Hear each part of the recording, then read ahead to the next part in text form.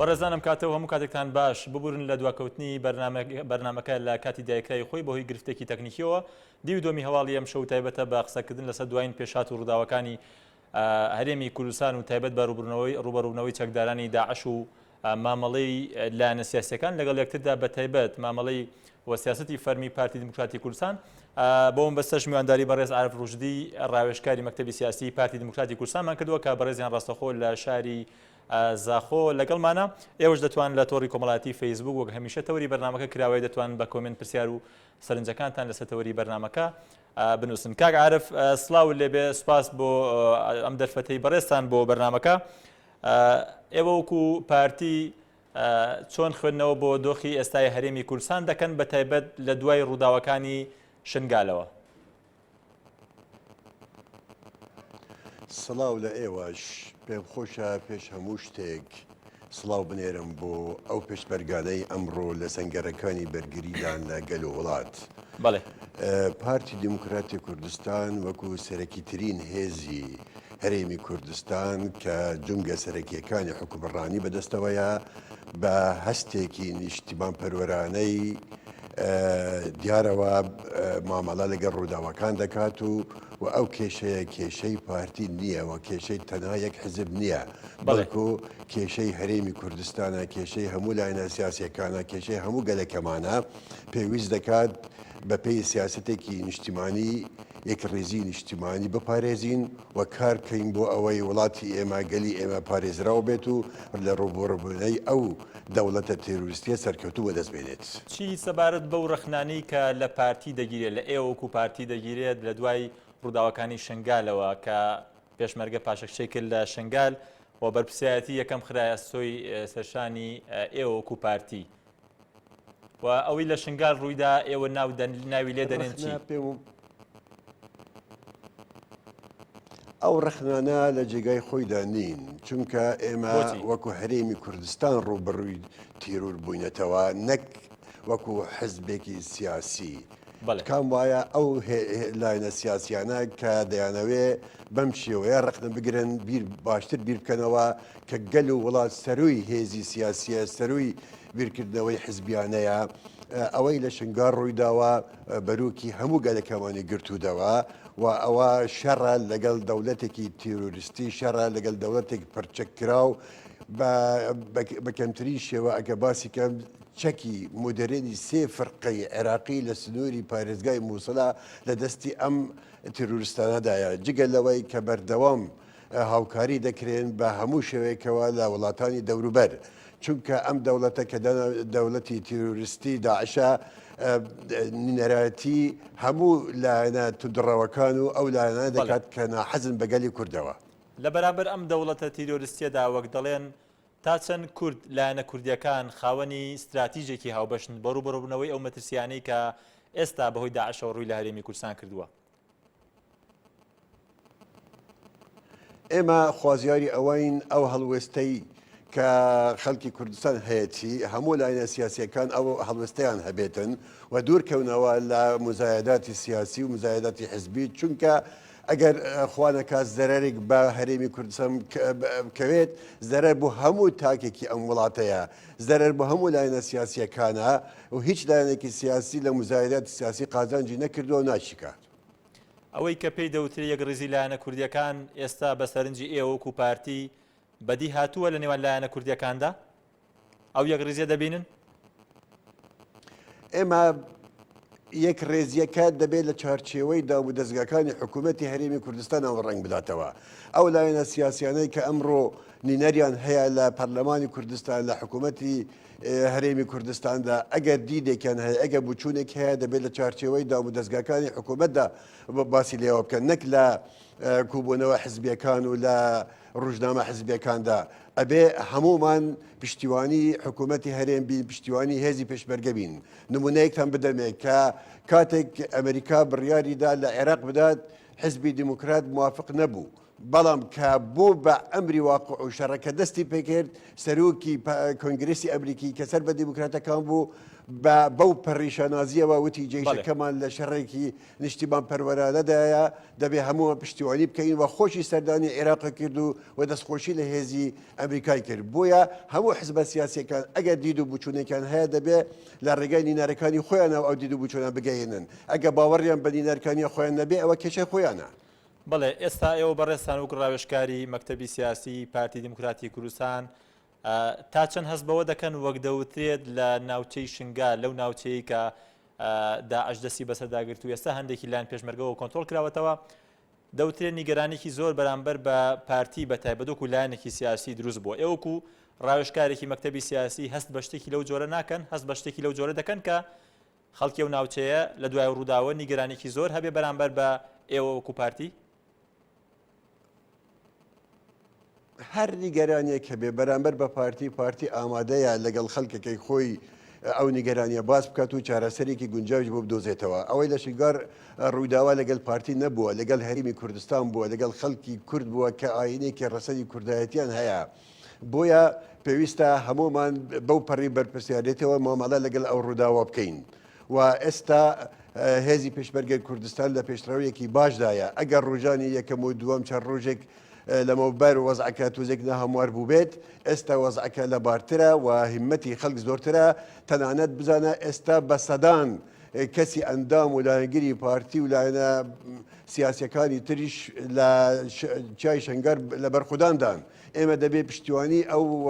شۆڕش گێرانە بکەین نەک بین بیکەینە بابەتێکی مزایەدە ئەو لایەنە وای کرد ئەو لایەنە وای کرد ئەمە هەر لایەنێک پەنا بباتە بەر مزایەدە پێم وانییە لە مێژووە پێناسایەکی باش بکرێت لە پرسی شنگالدا مزایەدە بەسەر پارتیەوە دەکرێت هەر مزایەدەیەک کاکە گیان دەبێت خەڵک بزانە ئایا ئێمە حکوومەتین یان چەند قەبیلەیەکین و چەند عەشیرەیەکی و چەند حیزبێکین ئێمە حکوومەتی هەرێمی کوردستانمان هەیە هەموو ئەو لایەنانەی کە نینەریان هەیە لە داو دەستگاکانی ئەو حکوومەتەدا ئەبێ هەر دید و بچوونێکیان هەبێت لە ڕێ ئەوەنەوە بێت نابێت بڵێ ئەوە پارتی وای کرد ئەوە یەکەتی وای کرد ئەوە فڵان کەس وای کرد هەر لایەنێک پەنا بباتە بەر ئەو قسانە پێم وانیە دڵسۆزی بۆ گەل وڵاتی هەبێت هیچ لایەنێکە بۆ پەنا باتە بەر ئەو قسانە لە ئاستی میدیایی یاخود سیاسیدا کە ئەم پرسەی وەکو مزایەدەی سیاسی بەکارهێنابێت دژی پارتی من ئومێد دەکەم کەس پەنا نەباتە بەر ئەو هەر لایەنێکیش پەناش بێتە بەر ئەو مزایەدەیە پێم وانیە لە بەرامبەر گەل و وڵات خۆشەویست بێتن پێم وایە تووشی هەڵوەستێکی ناهەموار دەبێتن لە ئایندەیەکی نزیکدا.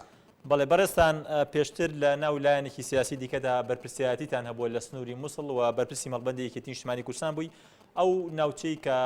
بەشێکی زۆری بەتایبەت ناوچە کوردستانیەکان کە عەرەبیشی تێدایە سیاسەتی پارتی لە ئێستایە و سیاستی لایەنە کوردیەکان تا چەند بەتایبەتی پارتی تا چەند سیاسەتی گونجاوە بۆ مامەڵەکردن لەگەڵ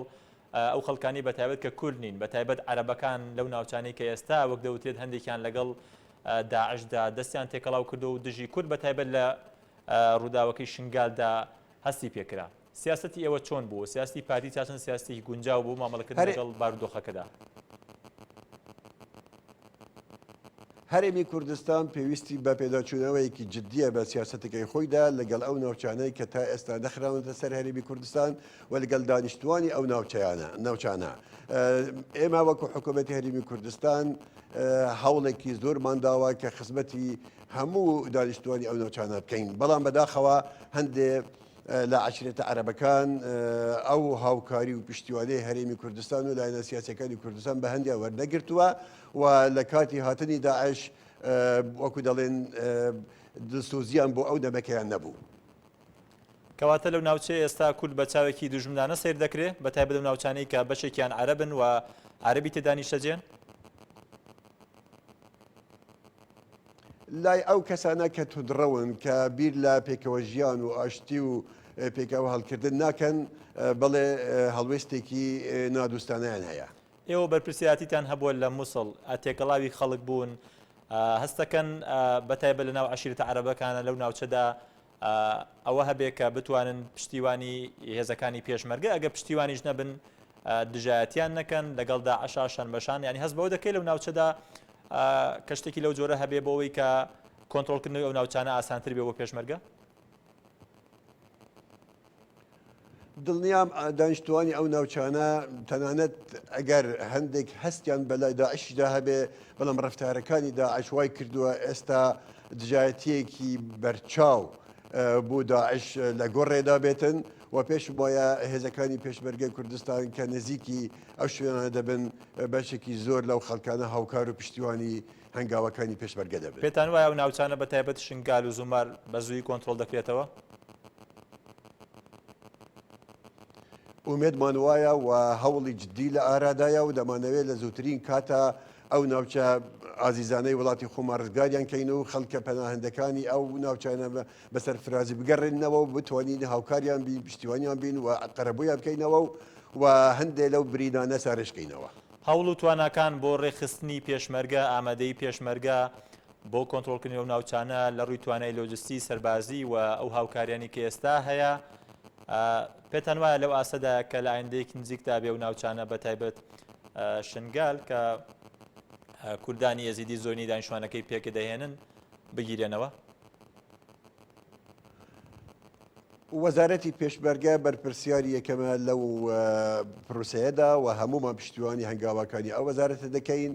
کە دەبێ هەموو هێزەکانی پێشمەرگە کۆ بکرێنەوە لە چارچێوەی ڕێخستنەکانی وەزارەتی پێشمەرگە و سەرکردایەتی هێزی پێشمەرگە لەلایەن فەرماندەی گشتی هێزی پێشمەرگە و وەزارەتی پێشمەرگەوە ئەنجام بدرێت و دوور بخرێتەوە لە هیچ تەدەخولێکی حزبی. بەسەوەی سەرجەم ئەو کەسان و میحوەرانی کە فەرماندەی سەربازیان بۆ دانراوە سەرجەمیان لەو ناوچەیە لەگەڵ هەموو ڕخنانەی لەسەر لە پرسی بەنیشتیمانی بوون و یەکنەخستنەوەی هێزەکانی پێشمەرگە دەگیرێن سەرجەمیان لەسەر لەژێر فەرمانی وەزارەتی پێشمەرگەدان؟ ئێمە باوەڕمان وایە کە ئەبێ وەزارەتی پێشمەرگە بە ئامۆژگاری و فەرماندەی گشتی هێزی پێشمەرگە هێزی پێشمەرگە قیادە بکات و ئاڕستە بکات چونکە پێشمەرگەی وڵاتە ئەگەر لە هزری خۆیدا لە بیری خۆیدا بیر لە لایەنێکی سیاسی دەکا ئەوە دەتوانێت لە انتخاباتی گشتیە دەنگ بدات بەڵام کە جلوبەرگی پێشمەرگەی کردە بەر ئەبێ پێشمەرگەی وڵات بێت پێشمەرگەی گەل بێت پێشمەرگەی هیچ کەسێکی تر نەبێت و تەنها لایەنی ڕسمی لە حکوومەتی هەرێمی کوردستان بەرپرسە لە ئاراستەکردنی پێشمەرگە و لە ئیدارەدانی ئەو هێزەیە. باسی بەرپرسایەتی وەزارەتی پێشمەرگەت کرد لە سەرجەم ئەوانەی کە لەم دۆخە داهاتوتە ئاراوە بە ڕووداوەکانی شنگالی شەوە وەزارەتی پێشمەرگە بەرپرسن؟ پێشمەرگە پابەندە بە ڕێنمایەکانی وەزارەتی پێشمەرگە. بەڵێ کاک عارف ئێوە وەکو پارتی چۆن لە هاتنی گەریلاکان بە تایبەت گەریلاکانی یەپەگە لە ناوچەی شنگال دەڕوانن؟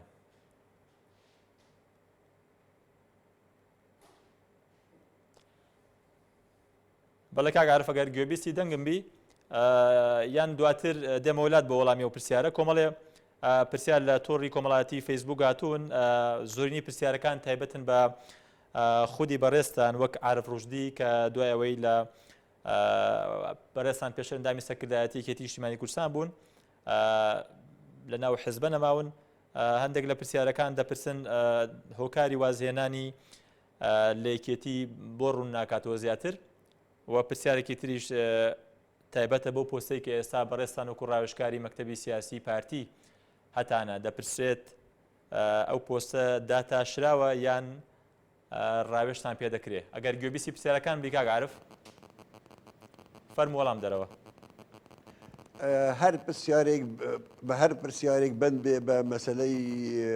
هەڵوێستی سیاسی من لە پێش و ئێستا ئەوە لە بەرنامەی تایبەتدا دەتوانن قسەی خۆتان بکەن. ئێمە ئێستا هەموو غەمی ئێمە ئەوەیە کە ئەو وڵاتەی ئێمە لە مەترسی ڕزگارکەین گەلەکەمان لە مەترسی دۆرخینەوە مناڵەکانی شنگار کە نانیان نییە بیخۆن ئەوانە چارەسەرکەین نەخۆشەکان چارەسەرکەین ناوچە داگیرکراوەکان ڕزگارکەین ئەوەی نیشتیمان پەروەەر بێ ئەوەی دەیەوێ ڕۆلێکی نیشتیمانیانەی هەبێ دەبێت تەنها بیل لەو مەسەلانە بکە هەموو ئەو شتانەی تر باز دەکەن زۆر بچووکن بەرامبەر بە بەڵێ کاک عارف پیرۆزەکانی ئەم پرسیارانە بەشێکی زۆرینی پرسیارەکان دەتوانم بڵێم ئەم پرسیارن کە دووبارە بوونەتەوە دیارە ئێمە پرسیارمان زۆرە بەڵام پێمان باشە بۆ پێی کە بەرنامەکە بەو جۆرەیە خەڵکیش پرسیار دەکات لە فەیسبووکەوە بەشێکی زۆری پرسیارەکان کە هاتوون تایبەتن بەخۆت پرسیارێک لەسەر و پۆستەی بەڕێستانە دەپرسێت ئێوە ڕاوێژکاری مەکتەبی سیاسی پارتین ئێسان پۆستتان بۆ دروست کراوە یاخود وەکو ڕاوێژکار چۆن مامەڵەتان لەگەڵ دەکرێت؟ من پێشمەرگەیەکی گەل و وڵاتم و ئێستا لە ڕێزەکانی پارتی دموکراتی کوردستاندا کار دەکەم هەرچی ئەرکێک بە من بسپێرن بەبێ یەک و دوو جێبەجێ دەکەم. هیچ وەختێک پلە و پوستم لە گرنگ نەبووە بەڵێ من ڕاوێژکاری مەکتەبی سیاسیم بەو پەڕی حورمەتەوە مامەڵەم لەگەڵ دەکرێت و پرسیش پێم دەکرێت. بەڵێ بەرەستان لەم ماوەیەدا ئێوە چوونەتە بەرەکانی شەڕ ئامادەیتان هەبووە لە بەرەکانی شەڕدا لەگەڵ پێشمەرگە ئێستا دۆخی ئەو ناوچە چۆنە بەتایبەت کە ئێوە کە گەرچوو بنە ناو بەرەکانی شەڕەوە لە هێزەکانی پێشمەرگە لەگەڵ ڕوبەڕوونەوەیان لەگەڵ داعش؟ ئێمە بەردەوام سەردانی ئەو میحوەرەی لای زاخۆ دەکەین کە میحوەری سەحێلایە لەگەڵ پێشمەرگەکان تعامل دەکەین و وەرەی پێشمەرگە زۆر بەرزە و چاوەڕوانی ئەوە دەکەن کە فەرمانیا پێ بکرێت و بۆ ئەوەی ئەو سنوورە لە تیرروستانی داعش پاک بکرێنەوە. بەڵێ کاکعرف هەندێک لە پرسیارەکان زۆر دووبارە بوونەتەوە هەر تایبەتن بە پرسی وازهێنانی بەڕێستان هیچ کۆمنتێکتان نییە سەبارەت بە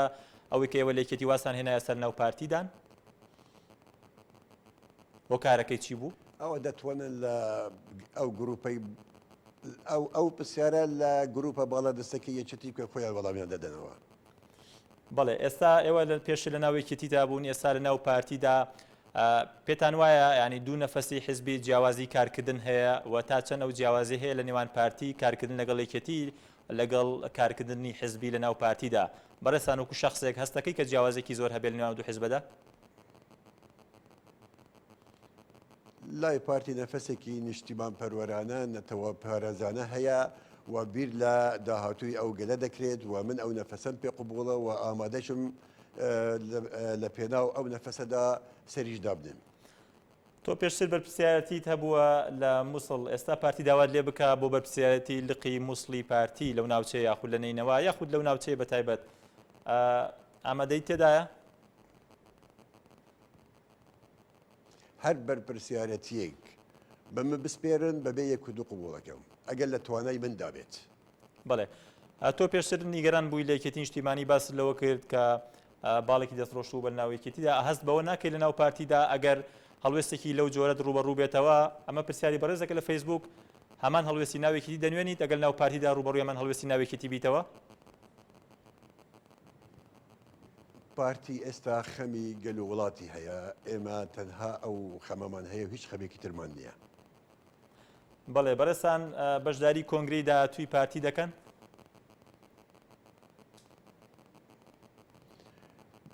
ئەگەر گەل و وڵات سەرفراز بوو هەموو ئاواتەکەی من بەدی دێت. بەڵێ ئێستا لە سەروبەندی پرۆسی سیاسی عێراقدا ئێوە چۆن دەڕوانە بەشداری لایەنە کوردەکان لە حکوومەتی ئایندی عێراقدا پێتان وایە ئەوەی کە مالیکی کردی کورد دەتوانێت چی بکات بۆ ئەوەی عەبادی نەبێتەوە مالیکێکی دیکە لایەنە کوردەکان دەتوانن چی بکەن بە پێشمەرج و پێشمەرج بۆ پرسی بەشداری کورد لە عێراقدا؟ کورد دەبێ یەک ڕێزی بپارێزێ کورد دەبێ ئەولەویاتی خەباتی خۆیان لە ئاستی حکوومەتی بەغدادا بە ڕاشکاوانە دەستی شامکەن. ئێمە کومەڵێک مافی ڕەوای خۆمان هەیە و مافی دەستورین و دەبێ حکوومەتی مرکزی پابند بێ سەداسەد بە دەستوری عێراقەوە و ئەو مافانەی کە مافی گەلی کوردستانن بە هیچ شێوەیەک سازش لەسەر نەکرێت. بەڵام ئەمە لە ساڵانی پێشتریشا دووبارە کراوەتەوە پێتان وایە ئەم جارە ینی بە جۆرێکە کە کورد بتوانێت کارتی بەهێزی خۆی زیاتر بەکاربهێنێ بۆ ئەوەی جاری کە مالیکێکی دیکە دروست نەبێتەوە؟ ئێمە هەموو کارتەکانی خۆمان ئەخەینە گەڕ لە پێناو خزمەتکردنی گەل و وڵاتدا و تەنها لەسەر ئێمەش نەوەستەوە دەبێت لایەنی بەرامبەریش تێگەیشت بێتن کە ئەگەر بیل لە تاکڕەوی لە دیکتاتوریەت لە خوسەپان بکەن بۆیە ناچێتە سەر و ئەو تراجیدیای ئەمڕۆی عێراق تێدا پەڕێت ئەبێ بە هەند وەربگرن و بزانن لە ئەنجامی سیاسەتی هەڵا عێراق بەرەو کوێ ڕۆشت. بەڵێ کاکعرف بەشێکی زۆری پرسیارەکان هەر تایبەت بە خودی جەنابەت من تەنها چەند خولەکی کەمماوە دەمەوێت چەند پرسیارێک لێ بکەم هەر سەبارەت بە چوونەوەی بەڕێستان بۆ زاخۆ دەوترێت پەیوەندی بەوە هەبووە کە ئەمنێتی تۆ پارێزراونە بۆ دوای ئەوەی لە یەکێتی نیشتیمانی واز دێناوە ئەمە تا چەند ڕاستە؟ وڵاتی کوردستان بۆ هەموو خەڵکی کوردستانە و کەس ناتوانێت کەس دوور خاتەوە لەو وڵاتە و هەر کەسێک ئەو بیرکردنەوەی هەبێ پێم وایە خەیاڵی خاوە. پەیوەندیت لەگەڵ هاوڕێکانت ماوە لە سەکردایەتیەکێتی بەتایبەت؟ من پەیوەندیم لەگەڵ هەموو خەڵکەتێک و شەرەکان هەیە و ئەوانەی کە نیشتیمان پەروەرن نەتەوە پارێزن دیموکراتن مرۆڤ دووستن لە هەر شوێنێک بێن لە هەر لایەنێکی سیاسی بێ هەمیشە دووستانەتیمان بەردەوام. دوای هاتنەوەی تاڵەبانی بۆ هەرێمی کوردستان تۆ پێشتر سەکردایەتی ئەندامێکی سەکردایەتی و حیزب بووی داوایت کردووە بیبینی یان شتێکی لەو جۆرەت کردووە بێی سەردانی تاڵەبانی بکەیت نیازێکی لەو جۆرەت هەیە؟ ئومێد دەکەم تەندروستی تاڵەبانی زۆر باش بێت. بە نیازنی بیتە دیداری؟ ئومێد دەکەم تەندروستی مام جەلال زۆر باش بێت. عارف ڕوژدی ڕاوێژکاری مەکتەبی سیاسی پارتی دیموکراتی کوردستان سوپاس بۆ بەڕێستان کە لە شاری زاخۆ لەگەڵمان بووی. بەڕێزان سوپاس بۆ ئەوش کە تا ئێستا بینەری بەرنامەکە بوون ببورن بەهۆی کەمی کاتەوە نەمانتوانی بەشێکی زۆری پرسیارەکان بخوێنینەوە کاتێکی خۆش بۆ هەموو لایەک و خواتان لەگەڵ.